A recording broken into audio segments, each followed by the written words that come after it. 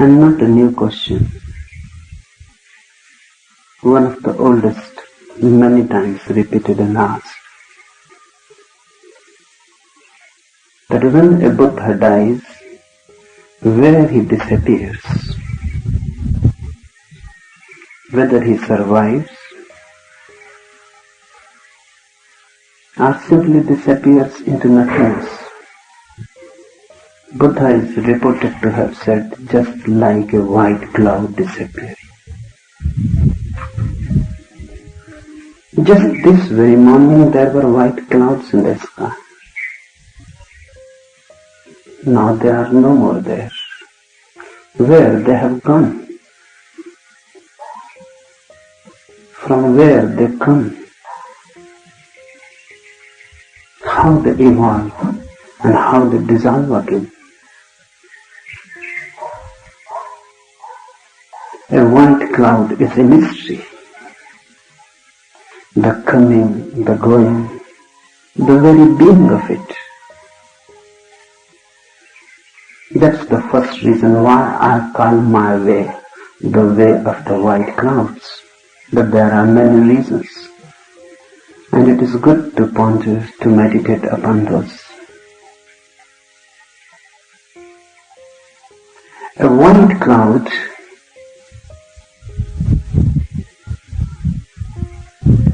exists without any roots.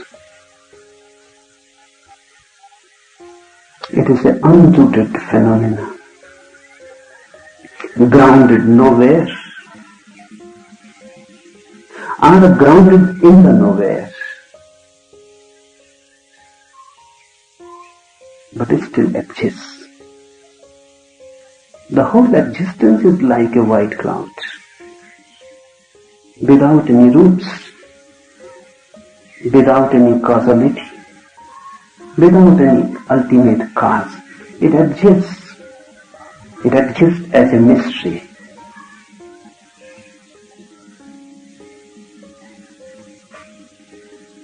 A white cloud really has got no way of its own. It drifts. It has nowhere to reach, no destiny to be fulfilled,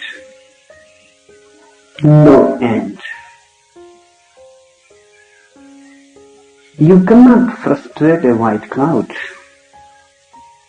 because wherever it reaches is the goal. If you have a goal, you are bound to get frustrated. The more goal-oriented a mind, the more anguish, anxiety and frustration will be there. Because once you have a goal, you are moving with a fixed destination. And the whole exists without any destiny. The whole is not moving anywhere. There is no goal to it, no purpose. And once you have a purpose, you are against the whole. Remember this. Then you will get frustrated. You cannot win against the whole. Your existence is so tiny. You cannot fight. You cannot conquer. It is impossible to conceive how an individual unit can conquer the whole. And if the whole is purposeless, then you are with purpose, you are going to be defeated. A white cloud drifts. Wherever the wind leads, it doesn't resist. It doesn't fight. A white cloud is not a conqueror. And still it hovers over everything. You cannot conquer it. You cannot defeat it. It has no mind to conquer. That's why you cannot defeat it. Once you are fixed, for a goal, purpose, destiny, meaning. Once you have got that madness of reaching somewhere, then problems will arise. And you will be defeated, that is certain.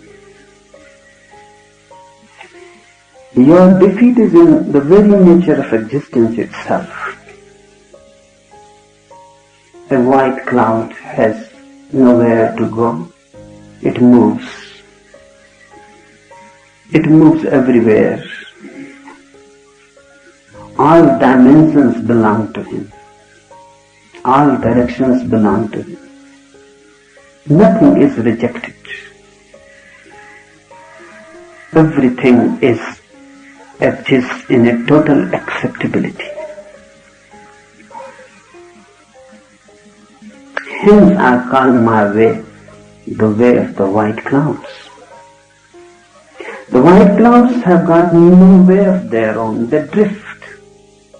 A way means reaching somewhere.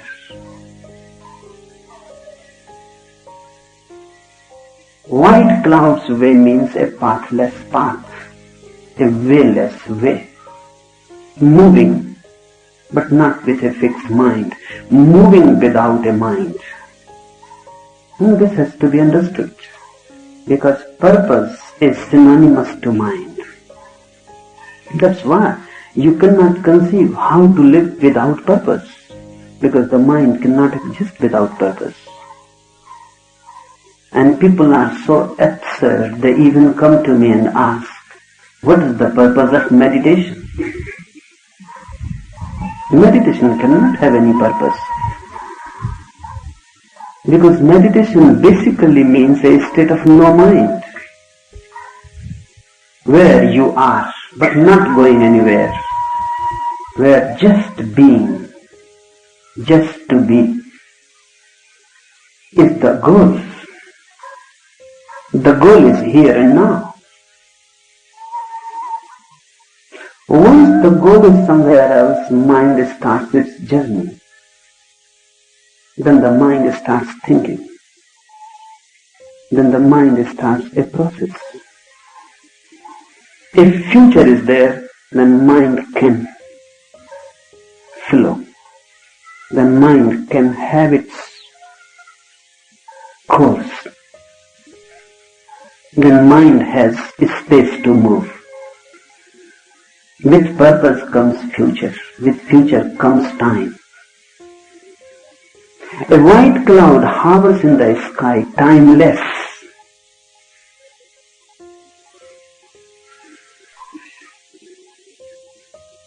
Because there is no future and no mind to it. It is here and now. Each moment is total eternity.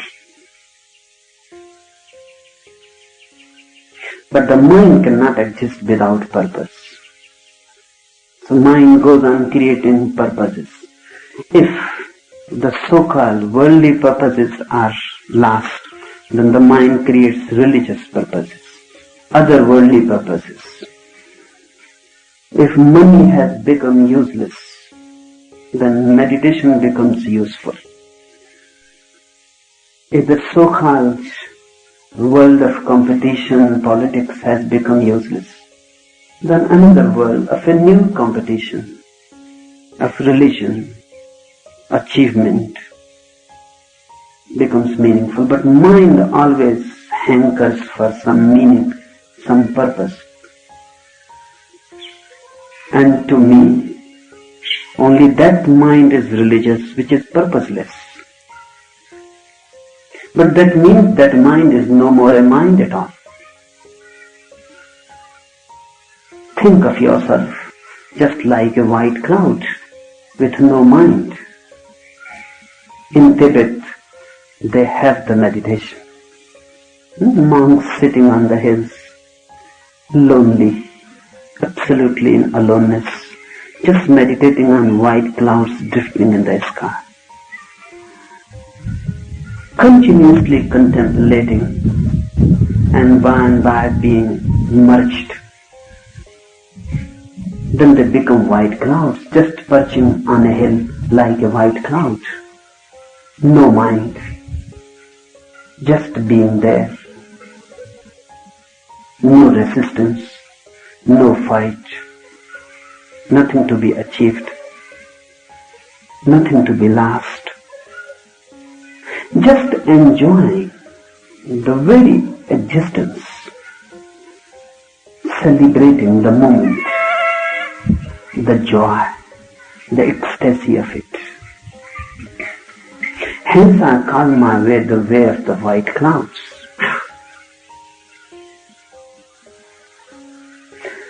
And I would like you also to become white clouds drifting in the sky.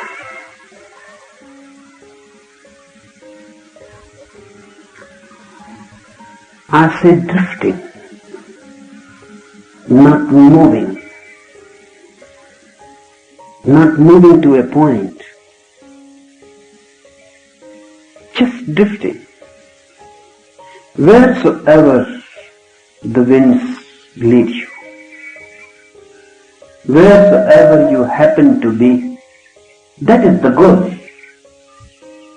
So goal is not something ending somewhere, the end of the line. The goal is every moment. Here you are Siddharth to me. Here you are achieved. You have achieved. Here you are as perfect as you can be. Just like a Buddha, Mahavira, Krishna. There is nothing else to be achieved. Right this very moment everything is there. Only you are not alert. And you are not alert because your mind is in the future.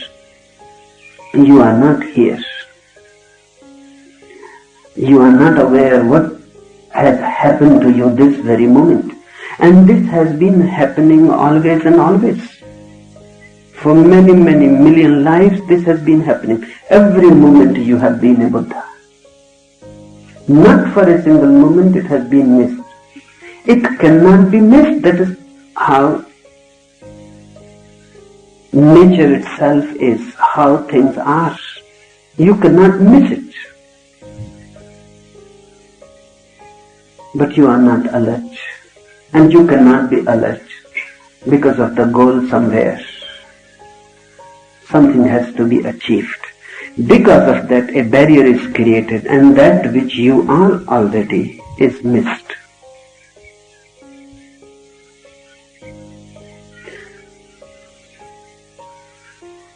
Once this is revealed, once this is realized, once you become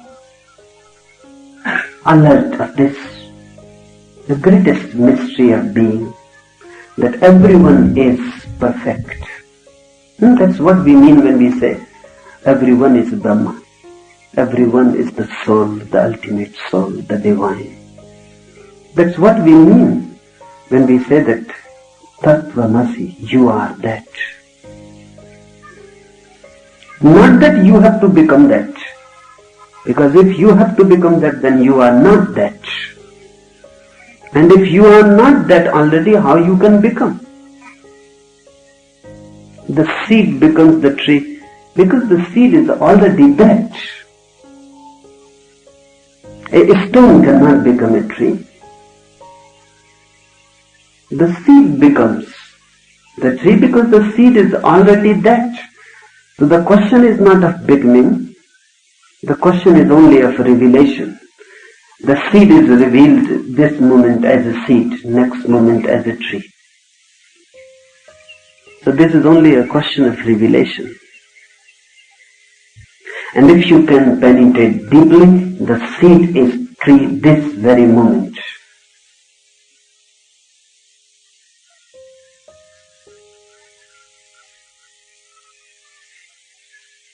Tibetan mystics are Zen masters, are Sufi dervishes. They have all talked about the white clouds. The white clouds have been catching many people's inner being, a repulse is achieved, it seems, with the white clouds. Make it a meditation, and then many things will come to you. Life should not be taken as a problem. Once you start that way, you are lost. Once you think life is a problem, it can never be solved. That's how philosophy moves. And that's how philosophy always moves wrongly. There are no right philosophies, there cannot be. All philosophies are wrong. Philosophizing is wrong. Because philosophy takes the basic wrong step of thinking life as a problem. Once life is a problem, there is no solution to it.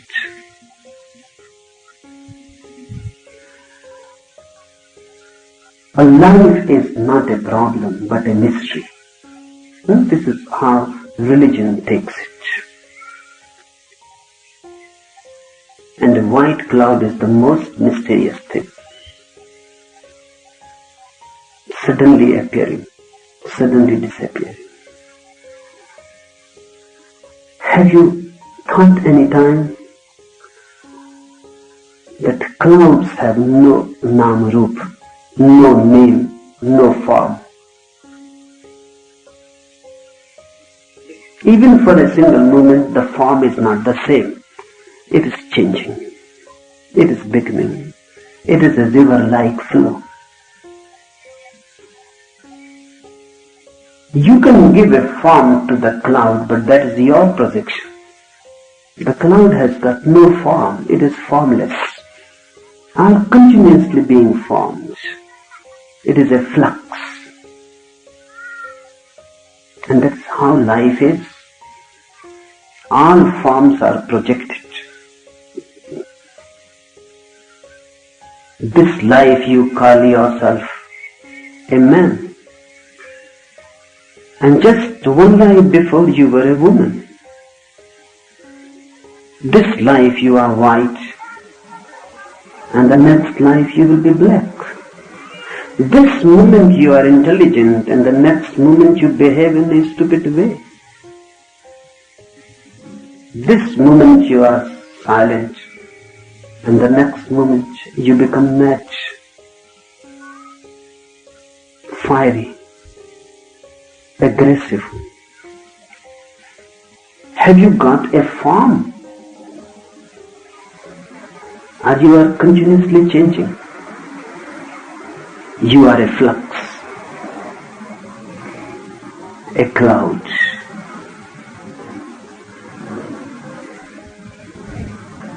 Have you got a name, any identity? Can you call yourself you are this or that? The moment you call you are this, the very moment you will become aware that you are the contrary also. You say to someone, I love you, and the very moment hate is there. To someone you call, I am a friend, and the very moment the enemy is laughing inside you, waiting for its moment. Some moment you say you are happy, and the very moment happiness is lost and you have become unhappy. You have got no identity. If you realize this, you become a cloud with no form, with no name. And then drifting starts. To me, the life of a white cloud is the life of a sannyasin, of a man who has renounced. The life of a householder is a fixed routine. It is a dead thing. It is a pattern. It has a name, it has a form. It moves on a particular track. It is like railway lines. On the track, trains are moving. They have a goal. They have to reach somewhere. But the sannyasi is like a cloud drifting in the sky. No iron tracks for him.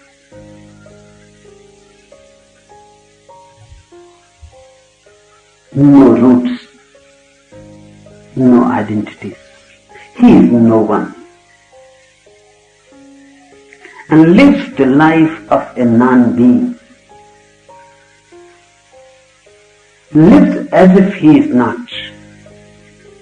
If you can live a life as if you are not, you are on my way. And the more you are, the more disease will be there. The less you are, the more healthy. The less you are, the more weightless.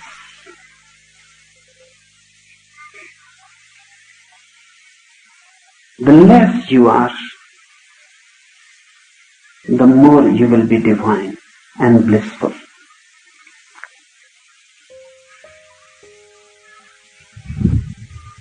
When I say life is not a problem, but a mystery, I mean, you cannot solve it. You can become it. A problem is something to be solved intellectually. Even if you solve it, nothing is achieved. You have gathered a little more knowledge. No ecstasy out of it. A mystery is something you can become. You can be one with it, merged. Then ecstasy arises. Then bliss. Then the ultimate that can happen to a being. The ultimate joy. The religion takes life as a mystery.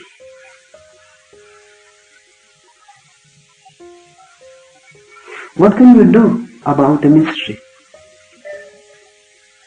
You cannot do anything about the mystery. You can do something about you. You can become more mysterious. And then the similar can meet with the similar. The same can meet with the same. Look for the mysterious in life. Wherever you see in the white clouds, in the stars in the night, in the flowers, in a flowing river. Wherever you see, look for the mystery. And wherever you find that a mystery is there, meditate on it. And meditation means dissolve yourself before that mystery. Annihilate yourself before that mystery. Disperse yourself before that mystery. You be no more, and let the mystery be so total that you are absorbed in it. And suddenly a new door opens, a new perception is achieved. Suddenly the mundane world of division, of separation has disappeared. And a different, totally different world of oneness comes before you. Everything loses its boundary. Everything with another, with others is not divided but one. But this can be done only if you do something with you. If you have to solve a problem, you have to do something with the problem. You have to find a key, a clue. You have to work on the problem. You have to move in a lab. You have to do something. If you have to encounter a mystery, you have to do something on you, not with the mystery. Nothing can be done. We are impotent before a mystery. That's why we go on changing mysteries into problems. Because with problems we are potent. With problems we feel we are in control. With mysteries we are impotent. We cannot do anything. With mysteries we face death.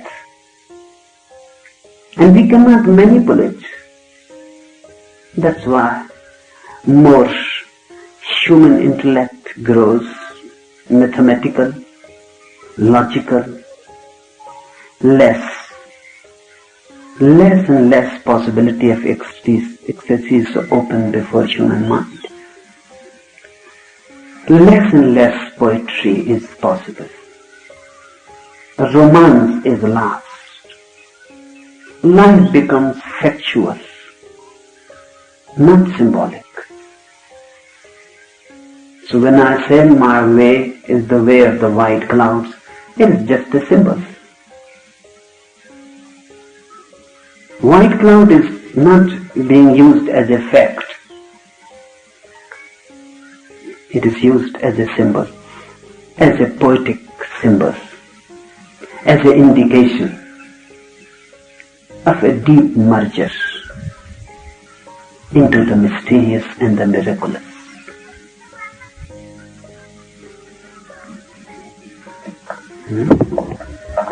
Would you tell us your relationship to the white cloud? I am a white cloud and there is no relationship. And there cannot be. The relationship exists when you are two divided. So relationship is really not a relationship. Wherever relationship exists, there is separation. I am a white cloud. You cannot be related with a white cloud. You can become one with it and allow the white cloud to become one with you.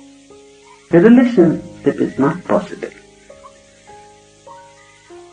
With relationship you remain separate, and in relationship you go on manipulating.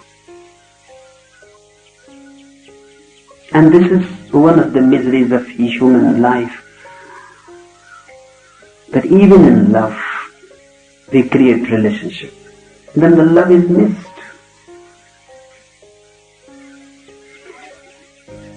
Love should not be a relationship.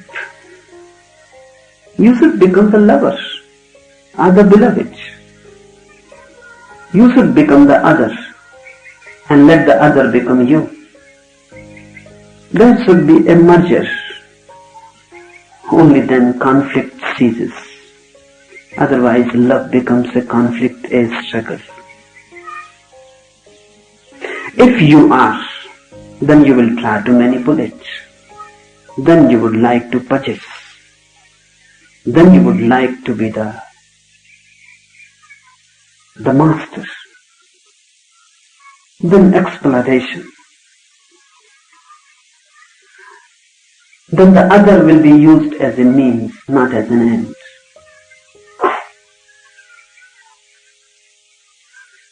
With white clouds you cannot do that. You cannot make them wives and husbands. You cannot change them, persuade them for a relationship. They won't allow it. They won't listen to you. They have had it enough of it. That's why now they have become white clouds. You can be one with them, and then their heart is open. But human mind cannot think beyond relationship.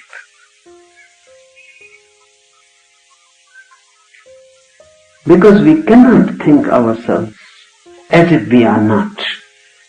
We are, howsoever we hide it. We are there. Deep down the ego is there. And deep down the ego goes on manipulating. With a white cloud, this is not possible. With your ego, you can look at the white cloud. Think about it. But the mysteries will not be opened. The doors will remain closed. You will remain in a dark night. If your ego disappears, you have become the white cloud. In Zen, they have one of the oldest traditions of painting. One Zen master is reported to have said to his disciple, the disciple was learning painting, and through painting, of course, meditation. He was obsessed with bamboos, and he was continuously painting and drawing bamboos. The master said, unless you become a bamboo, nothing is going to happen. For 10 years, the disciple was drawing bamboos, and he has become so efficient that even with closed eyes, in a dark night without light, he can draw. And his bamboos were so perfect and so alive. But the master will not approve, and he will say, no, unless you become a bamboo, how can you draw? You remain separate. You remain an onlooker. You remain a spectator. So you may have known the bamboo from the without, but that is the periphery, not the soul of the bamboo. Unless you become one, unless you become a bamboo, how can you know from the within? 10 years the disciple struggled, but the master will not approve. So the disciple disappeared into the forest, in a bamboo forest. For 3 years nothing was heard about him. Then news started coming that he has become a bamboo. Now he doesn't draw. He lives with bamboos. He stands with bamboos. Winds blow. Bamboos dance. He also dances. Then the master went to find out, and really the disciple had become a bamboo. Then the master said, no, forget all about bamboo and you.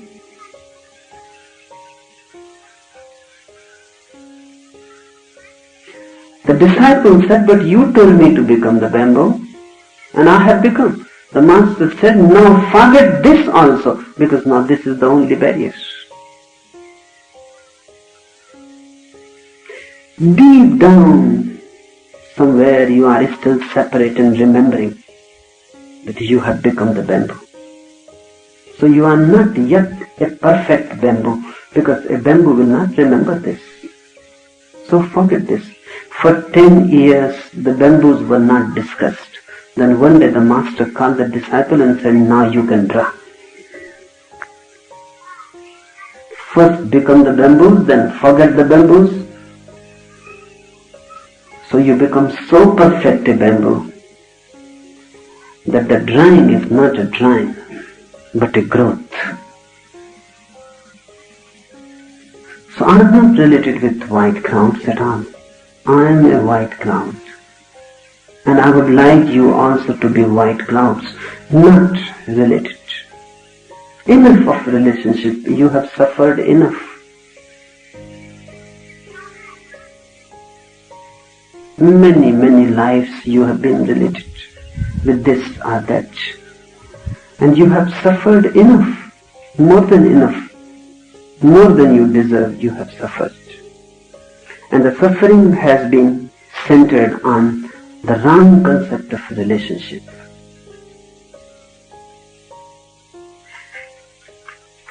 The wrong concept is you have to be yourself and then related. Then there is tension, conflict, violence, aggression, and the whole hell follows. Sartre says somewhere, the other is the hell. But really, the other is not the hell, the other is the other because you are the ego. If you are no more, the other has disappeared. And whenever this happens between a man and a tree, between a man and a cloud, between a man and a woman, or between a man and a rock, whenever it happens that you are not, hell disappears.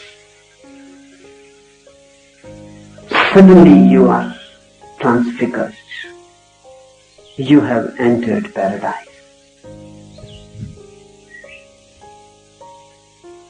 The old biblical story is beautiful, that Adam and Eve were thrown out of the Garden of Eden because they had eaten a forbidden fruit, the fruit of the tree of knowledge. This is one of the most wonderful parables ever devised. Why the fruit of the tree of knowledge was forbidden? Because the moment knowledge enters, the ego is there. The moment you know you are, you have fallen. This is the original sin. Nobody has thrown Adam and Eve out of heaven. The moment they became aware that they are, the Garden of Eden disappears. For such eyes which are filled with ego, the garden cannot exist. Not that they have been thrown out of the garden. The garden is here and now. It is just by your side. It has always been following you wherever you go. But you cannot see it. If the ego is not there, you have entered again. The garden reveals. You have been never out of it. And try this. Sitting under the tree, forget yourself. Let the tree be only there. This happened to Buddha under the Bodhi tree. He was not. In that moment, everything happened. Only the Bodhi tree was there. You may not be aware that for 500 years after Buddha, his statue was not created, his picture was not painted. For 500 years continuously, whenever a Buddha temple was created, only the picture of the Bodhi tree was there. That was beautiful. Because in that moment when Gautam Siddhartha became Buddha, he was not there, only the tree was there. He had disappeared for a moment, only the tree was there. Find moments when you are not. And those will be the moments when you will be for the first time really. So I am the white cloud. And the whole effort is to make you also white clouds drifting in the sky, nowhere to go, from nowhere coming. Just being there this very moment, perfect. I don't teach you any ideals. I don't teach you any arts. I don't say to you, be this, become that. My whole teaching is simply this: whatsoever you are, accept it so totally that nothing is left out of it to be achieved, and you will become a white cloud.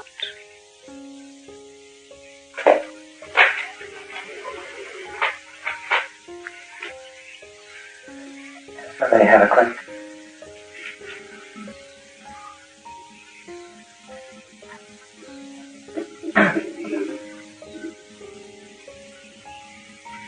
Is it true that to really break through, to become totally present, to become a white cloud, we have to live through all our dreams, all our fantasies? And how can that reality be as real in response to Hare Krishna, Hare Rama, and Puna as it would be in the Garden of Eden, in the heart of nature.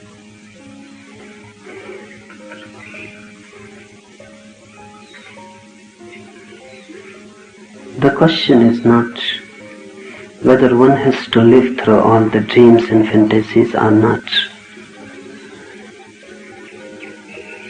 You are living in them.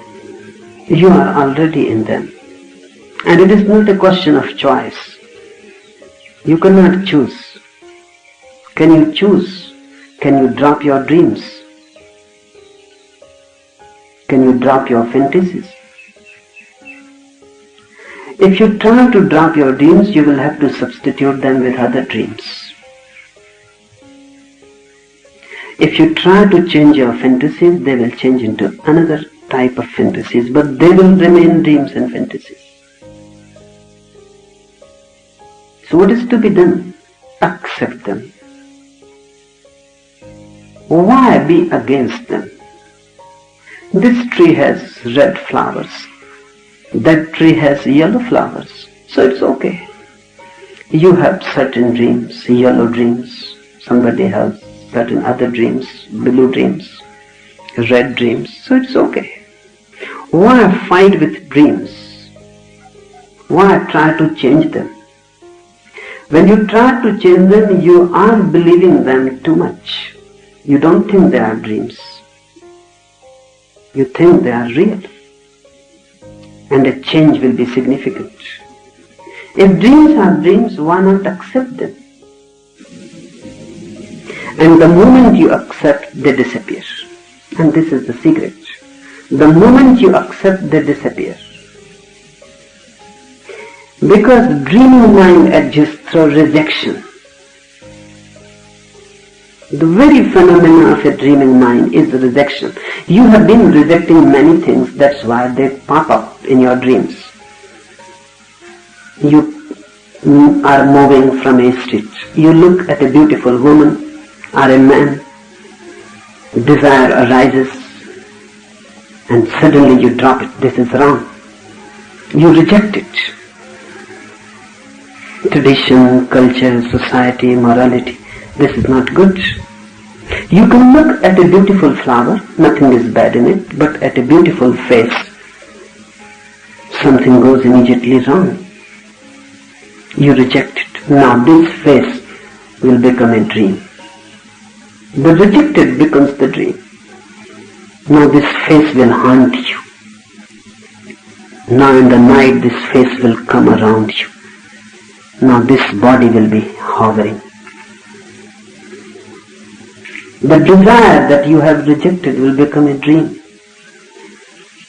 Desires that you have repressed will become dreams and fantasies. So, how to create a dream? The secret is reject. The more you reject, the more dreams will be there. So those who go to the hills, those who reject life, they are filled with too much dreams. And their dreams become so much real, hallucinatory, that they cannot make any distinction whether this is a dream or a reality.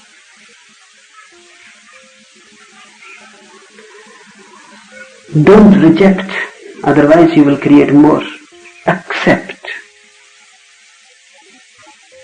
Whatsoever happens to you, accept it as part of your being. Don't condemn it.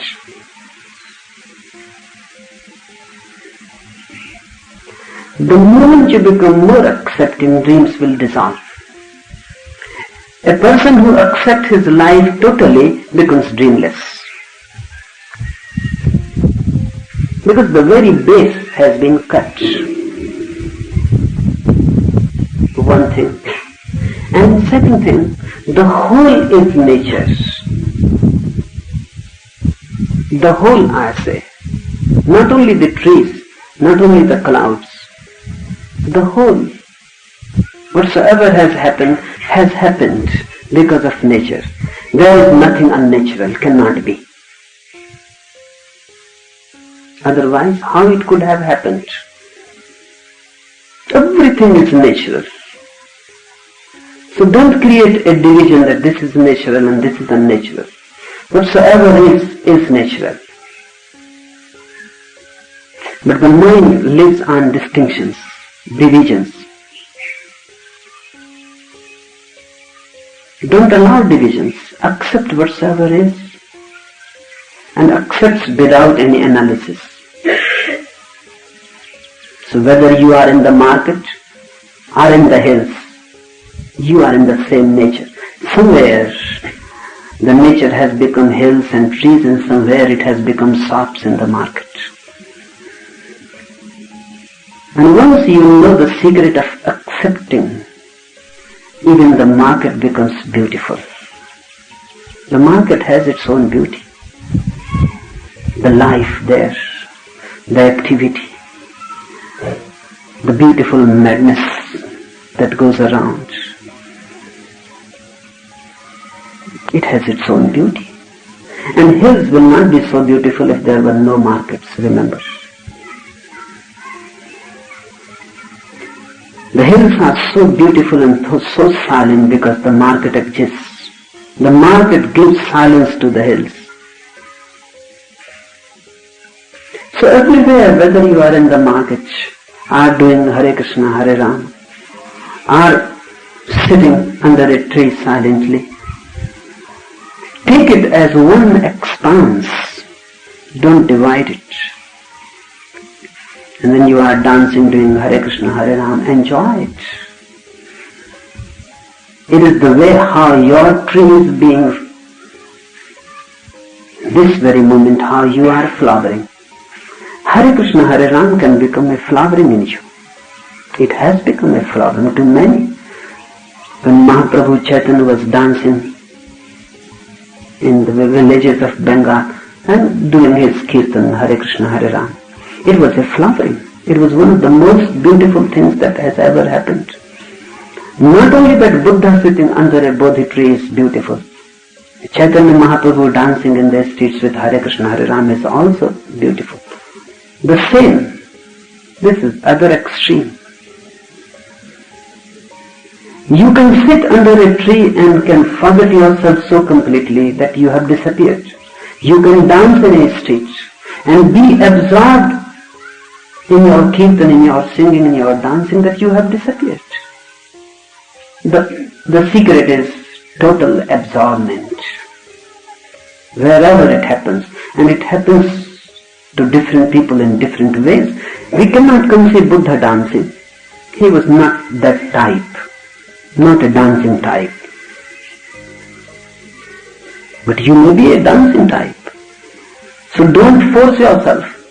Otherwise, under a Bodhi tree, you will be in trouble.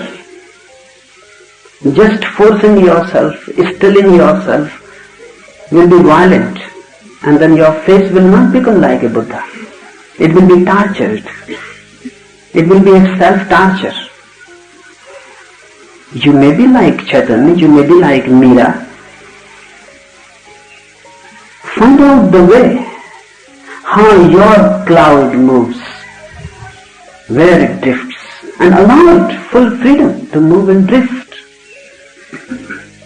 Wherever it goes, it will reach to the divine. Only don't fight. Flow.